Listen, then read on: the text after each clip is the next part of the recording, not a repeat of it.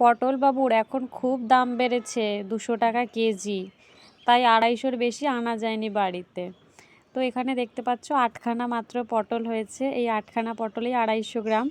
তো যাই হোক, পটলগুলোর ভালো করে আমি খোসাটা ছাড়িয়ে নিলাম, আর একটা ছোট্ট পুচকি টমেটো দিয়েছিলাম, কারণ যেহেতু তরকারি অল্প হবে তাই বেশি বড় টমেটো দিয়ে লাভ নাই। তারপর এখানে আমি আলুটাকে ভালো করে কেটে নিয়ে সাইডে রেখে দিয়ে অল্প সামান্য তেলে পটলগুলোকে ভালো করে লাল লাল করে ভেজে নিলাম। ভেজে নেওয়ার পরে আমি একটা মশলার পেস্ট তৈরি করলাম। এত দামি পটল যদি একটু ভালো মশলা না দিই তাহলে কি আর মানাবে? তাই একটু কাজু, একটু চালমগজ আর একটু দামি আর একজনকে দিলাম, সে হলো পোস্ত বাবা।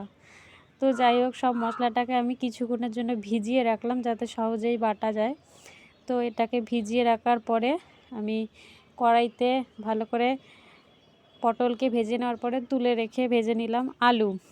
তার আগে ফোড়নটাও দিয়ে দিয়েছিলাম একেবারে, জিরে, শুকনো লঙ্কা আর তেজপাতা। ফোড়নটা ভালো করে ভেজে নিয়ে আলুটাকে ভেজে তুলে রাখলাম। তারপরে দেখলাম তেলের পরিমাণ তরকারিতে দেওয়া হয়েছে বেশি, তো তেল আবার কিছুটা ঢেলে রাখলাম, অন্য একটা তরকারিতে দেওয়া যাবে এটা ভেবে। তো যাই হোক, আলুটাকে ভেজে নেওয়া হয়ে গেছে আমার, এবার আমি তুলে নিলাম। দিয়ে টমেটো, আদা আর লঙ্কা পেস্টটাকে দিয়ে দিলাম, আর দিয়ে দিলাম নুন, হলুদ, ধনে গুঁড়ো আর জিরে গুঁড়ো আর সামান্য চিনি।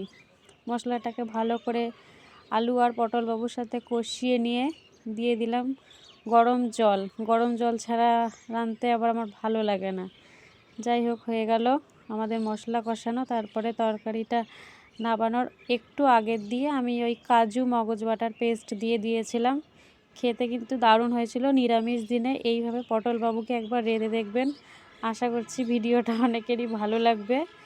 যাদের ভালো লাগবে তারা একটা লাইক করবেন, আর যারা নতুন আছেন তারা একটু ফলো দিয়ে দেবেন। আপনাদের জন্য এত খেটে খুঁটে ভিডিও বানাই, যদি না আপনারা একটু লাইক করেন তাহলে কি আর ভালো লাগে বলুন তো? সবাই ভালো থাকবেন।